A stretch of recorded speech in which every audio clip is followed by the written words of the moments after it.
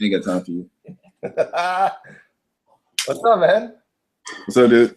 What are you doing? You look like you just woke up. I did. I was taking a real good nap. Party last night?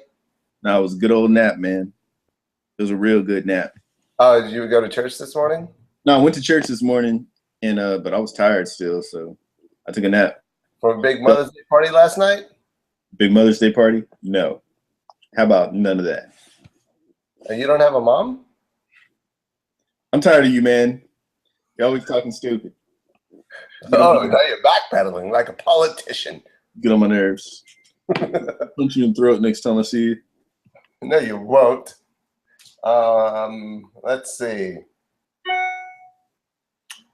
Is that you? Yeah, that was me. All right. What are you looking for?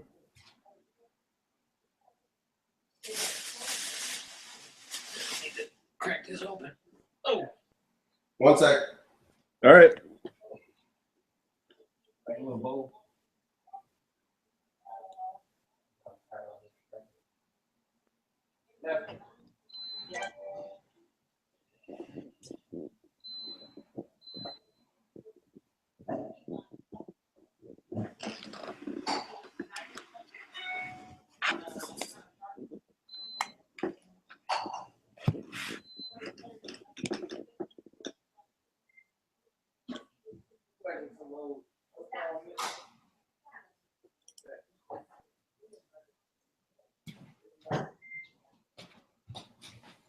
All right. All right. All right. Okay. Ah. You have serious problems. Come on, man. Live with me. Enjoy the goofiness with me. Issues. Why is the screen? You're screwing with me, aren't you? Yeah.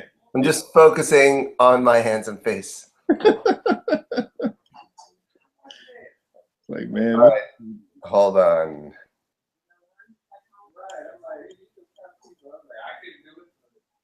You have TV on in the back?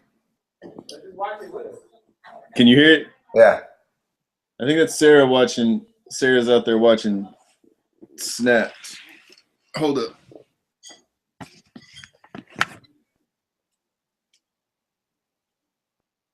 Hey. You still hear it? No, it's good. Okay. Oh, yeah. Hey, am I clear? You're actually kind of fuzzy. My internet's been really shitty today. It's been going on and off. So if I drop out, it's because I hate you. No doubt. Do you have a satellite or something? Yes, satellite internet. I know people that do. That shit's like crazy expensive and it's slow as shit. Yeah, pretty much. No, they're doing some service work around here. Well, anywho, I guess we can start. Welcome to your weekly installment of Cubicles and Controllers, also Black and Tan. This is Lloyd, and this bald guy smiling at you goofily is Umair. This is Umair. Hey, guys. Issues. Well, so Hey, by the way, I'll start off with the bad news. I'm going to interrupt you and say, holy crap, we missed PAX Prime. It's in August. I know, the tickets are sold out already. Remember when I text you, what's the deal with PAX right now? Yeah. And I looked it up, so tickets weren't on sale. Ironically, the following day they go on sale, Friday. And they sold out within 20 minutes. That's... And I only found out about it right now because I was going through my news feed, and Gizmodo actually had talked about it, posted from 2 days ago that PAX Prime is available now. And like they're all sold out? Yep. Like they're like, you don't mean just the 3-day passes, like all the tickets? Every single day, every single type of pass. Have you looked? Because I'm looking it up right now. I did. I went to the PAX Prime website. Fuck that Noise. Okay, yeah, badges sold out. Crap. I know. Totally missed it. There was no. I even was on a mailing list, so there was no mailouts or anything. Hey, by the way, PAX Prime tickets on sale. All right, well, we'll have to plan for next year then. How? Well, There's no preemptive warning or date when they're going to open up the tickets. had I known that they were going on sale, I would have been like, I know this sells out fast. I would have bought them the same way I bought the PAX South tickets. Yeah, well, the same here. It was odd. I was just thinking about it the other day, and that's why I reached out to you. And the following day, when I wasn't paying attention to my news feed, they went on sale without any kind of email or anything or notification. Hey, by the way, it goes on sale tomorrow or this week sometime. Well, dang it. Horseshit. All right, well, on to the next one, I suppose. Yeah. But either way, you normally start this, so what are you playing right now? What am I playing right now? I finally popped in, actually today, I finally popped in Far Cry 4. Good God, it's beautiful. It's fun, right? God, we're talking like I've seen some decent next gen stuff in person, but Far Cry 4, that is where you completely go, okay, this is some next gen shit. I bet though, as beautiful as you say it is, I bet it could be prettier because it's still cross generation. Like Yeah. it's still on 360 and PlayStation 3. Like I bet when The Witcher 3 comes out in about a week and a half, like everything I've heard about that, like they're like, dude, this looks beautiful. I bet it's. I don't know. You being you probably have seen this. Have you seen the Conan O'Brien gameplay video? I sure did. So good. I was laughing my fucking ass off. Yeah, and then so that in Arkham Knight, and I'm gonna get into Arkham Knight, when we talked about the past later, but I bet those take the next gen like look to a new level. Although I believe that Mortal Kombat 10, so far as one of the first next gen games that looks really good. For real. Oh yeah, Mortal Kombat X. I think that's called that instead of 10. It looks awesome. I gotta check that out. I still have to check that out. I was thinking about this on Mortal Kombat 10. So how Mortal Kombat differentiated itself from all the other fighting games was the digital characters versus 3D modeled or animated characters. And I haven't thought about it in a while, and I guess it doesn't bother me. But at the same time, it would be kind of cool to see a next gen digitized people Mortal Kombat. I don't think so, man. I mean, it was kind of gimmicky. Like when it first came out, it looked cool because we Did always really well. Well, I mean, there's some creative people now, man. like Pit Fighter. You remember that digitized game also? Fuck that game. Yeah. I think now, like Mortal Kombat X looks really pretty. I think to me that's one of the first games that looks like next gen. So I think that The Witcher 3 and then Batman Arkham Knight, those are going to be the ones that start showing the system's power. Not to get off tangent, because you were talking about Far Cry 4, and I think you should. But I bet, like, when the next gen Far Cry comes out, that doesn't go cross-platform, I bet they blow it out. I still intend and need to get Far Cry 4 by the way, because I loved Far Cry 3. But man, go ahead with what you're playing, man. We got off on a tangent. Well, that's all. I really only have about an hour of gameplay from this morning into it, and most of it was just like me just walking around looking at grass blades and everything. I was just that guy. I was like, oh my God, look at the detail. Look at that animal. Look at that tiger coming at me. Such a nerd. And yeah, it's beautiful. It's a fucking beautiful game. What else? So is that the only thing like new that you've? Yeah, I'm still playing The Evil Within. I should return that because I've had that for 2 months now. And GameFly is gonna be like, "Are you wanting to keep this?" I was like, "No." And I was expecting to get somewhere, and it really isn't going anywhere. So I'm kind of over it. I'm gonna return it. Any other game I'm playing? No, not really. I've been kind of browsing around. I get on Xbox Live almost every other day because I use it for Netflix and HBO stuff. but I go into the store hoping some cool demo or indie game pops up. Nothing. There's not a lot of stuff in the indie or smaller level section that's coming out demo-wise or general release-wise. It's just all this AAA stuff that's being focused right now. Well, you said that led you to get a PS4, and you're getting that Batman bundle in June? Freak yeah. Yeah. Whenever that game comes out, June 24th?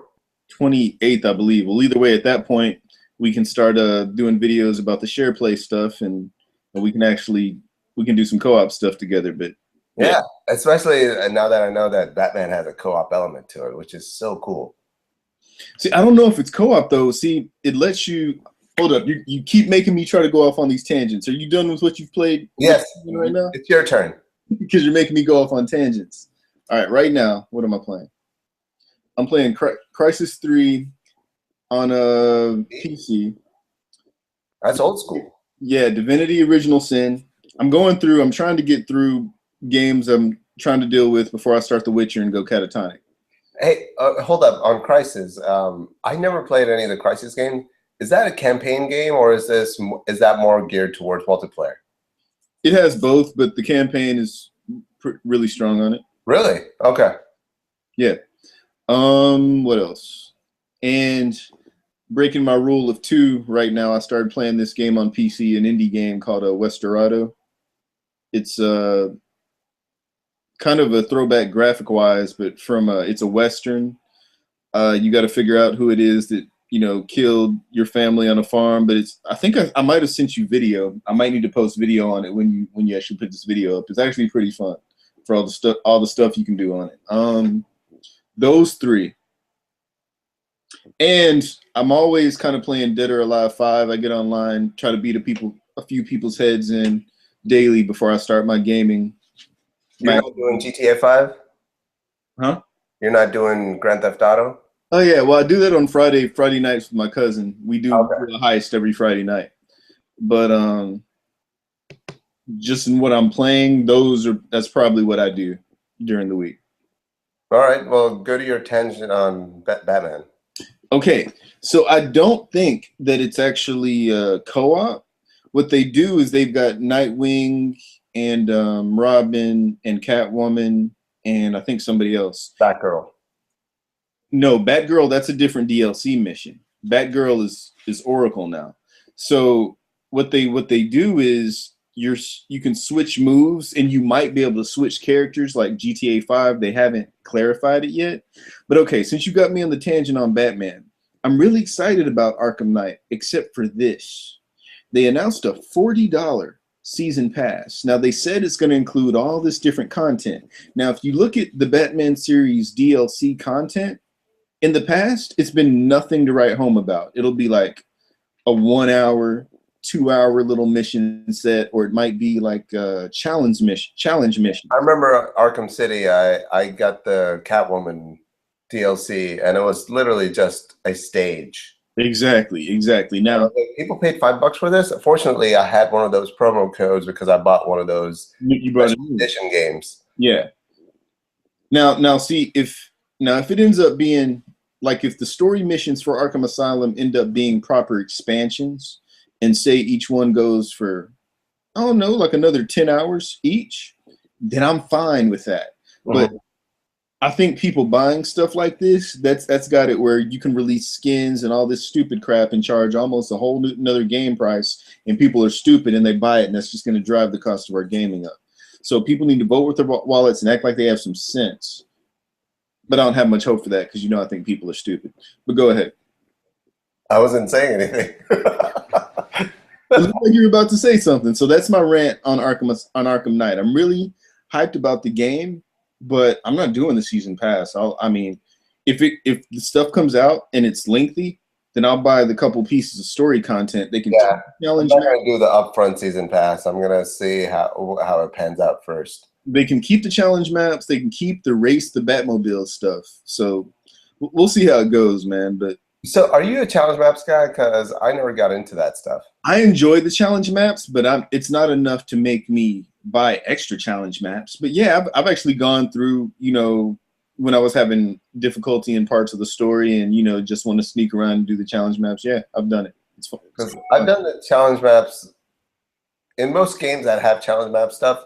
I do about 1 to 5 levels in, and then I just stop. That's good. Especially, like Gears of War was the first one where I was like, okay, this is kind of fun. You mean the horde mode? Yeah, which initially that's what it is. Yeah, yeah, that's exactly what it is. But yeah, I did the Batman Arkham City one for about 5 levels in, and I stopped with that too. It's interesting to me that I understand that there's a different gameplay element to that, but it just seems like an afterthought to me. It always feels like an afterthought. I feel you. So is there anything you're excited about, like coming out soon, or, you know, E3 around the corner? So E3, well, tomorrow they're going to reveal the new Assassin's Creed. It's already kind of been leaked. It's going to be in Victorian England, but they're probably going to show some video of it. I'm curious if it's going to go all in on the next gen, or I guess the current gen power. I think so. Unity did. Unity was only Xbox One and PS4. Yeah, and That's a safe bet. I hope that Ubisoft and all those major developers, they just stop giving release dates. Like, I understand why they have to do that, to give release dates, because that's how they get buyers, like retailers, to get interested on it and, you know, buy 10,000 copies. So that's why they initially include, GameStop will include, get this glove pack exclusively at GameStop. So that's the deals they kind of make for those, based on those release dates. But it ends up screwing around with the consumer. And sometimes I think developers, and I know this is a frustration with all consumers, developers try to stick to that deadline that they've promised, and they end up doing a rush job. Hence Assassin's Creed Unity. Yeah. Where it is a polished game, but they had to do a few patches after the fact to bring it to what it is. I don't think that's I think those developers, say Ubisoft and Activision, painted themselves into a corner because they make themselves where there's an expectation of every year at around a certain time, you're going to have a new Assassin's Creed, you're going to have a new Call of Duty. So they don't want to delay it, because it seems like Assassin's Creed should have been delayed at least another half a year, but that would have messed up their annual Assassin's Creed cycle. Which is retarded. It's another, and people are going to give me crap about saying retarded, that -2 people that watch this. And which is dumb, because first of all, I'm already starting to get burnt out on these yearly franchises. Yep. As much as I play them, I don't get excited about them because I enjoy playing them.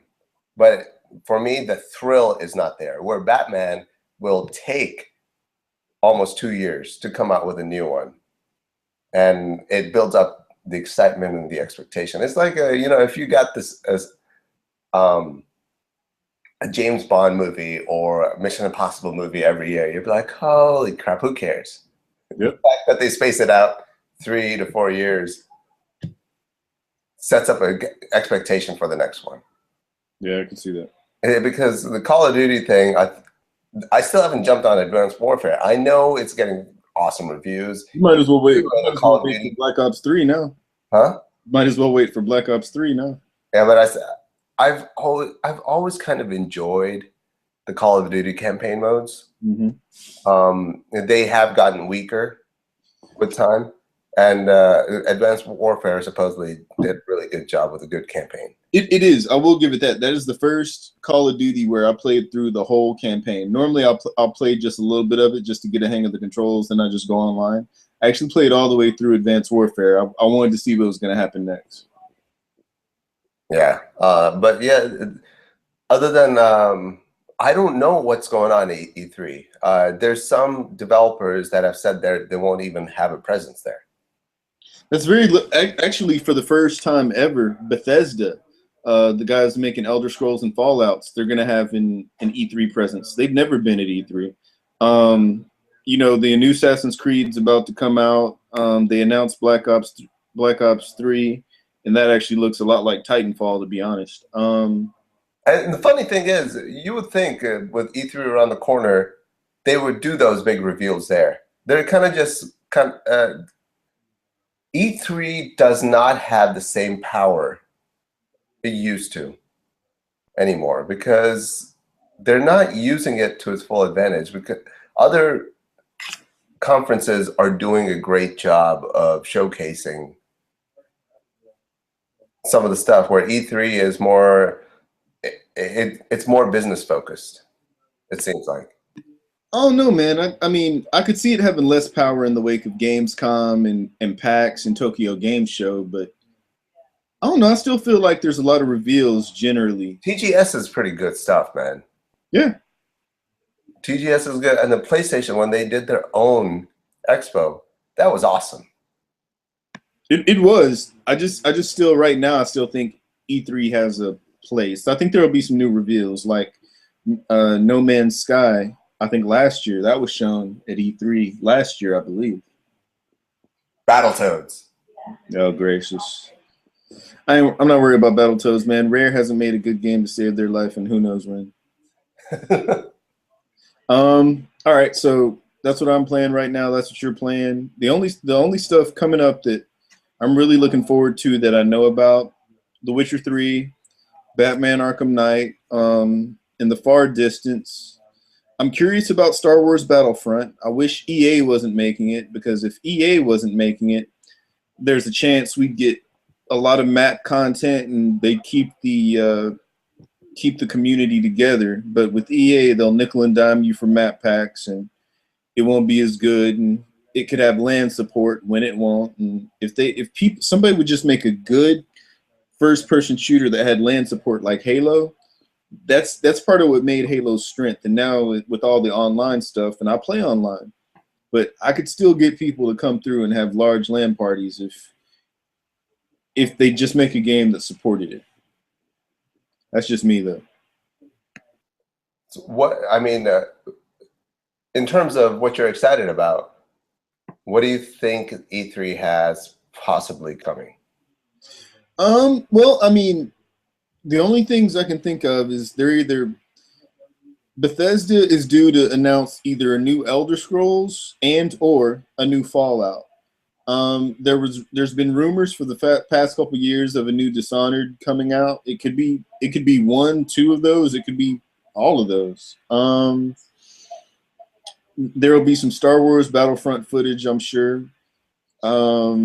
Square Enix has filed a lot of trademarks for a lot of new games. They said they plan to release a lot of new games in the 2015-2016 year, so I'm guessing they'll show some of that new stuff. They haven't said what it is. Want them to show off Tomb Raider.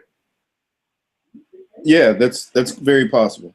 And then what else was I going to say? The Division. The Division, I expect Ubisoft to finally show some footage on that, because they said that The Division, I've been thinking it was going to be postponed to 2016, but they've gone on record saying, no, it's going to release in 2015. I'm so skeptical about it now. Man, if that comes out and that game is live, you are going to be in my PlayStation 4 party, and we are going to be rolling through apocalyptic America doing things. Dude, I understand that, but it was revealed 2 years ago. Well, so was I mean, that same thing happened. I mean, that happened with Elder Scrolls. Like, generally, games are revealed a year and a half to 2 years before they're out. It's just what happens.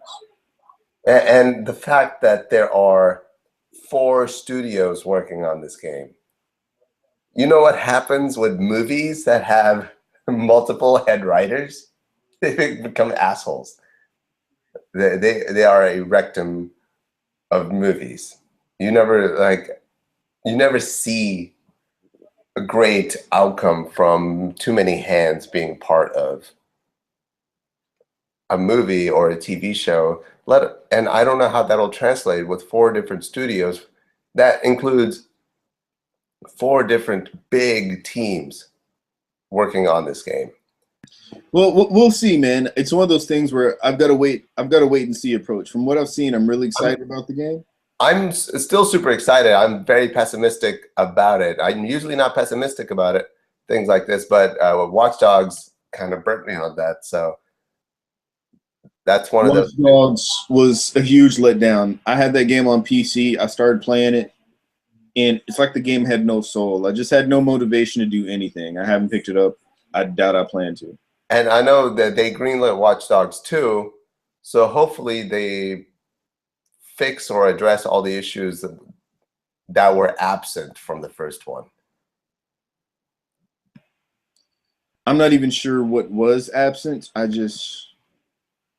Well, because they promised initially how they presented the game was this complete interaction of a game.